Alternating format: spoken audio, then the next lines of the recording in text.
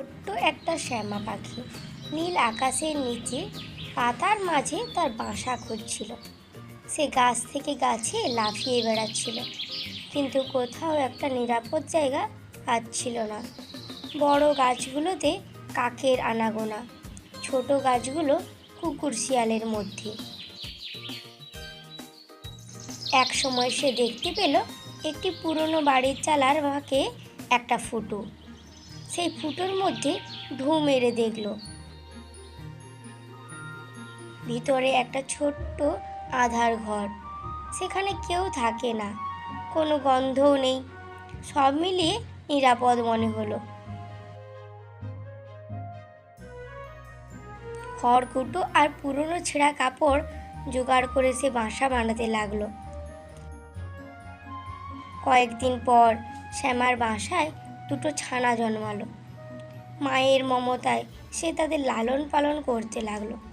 কিন্তু একদিন খাবার খুঁজতে বেরিয়ে সে ফিরে এসে দেখল তার ছানা দুটো আর নেই, বাসাটা খালি। সে পাগলের মতন চেঁচিয়ে ডাকতে লাগলো, ছানা, আমার ছানা কোথায়? কিন্তু কোনো সাড়া শব্দ নেই।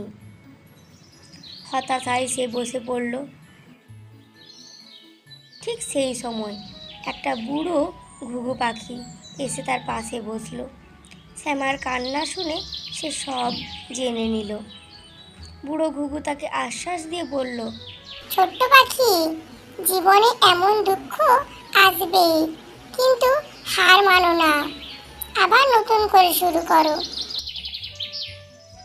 শ্যামার মনে আশা জাগলো।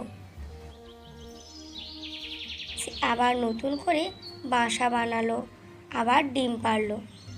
এবার দুর্ভাগ্য ঘটল না, দুটো ছানা বড় হলো। তারাই আবার খাবার খুঁজতে শেখালো মাকে।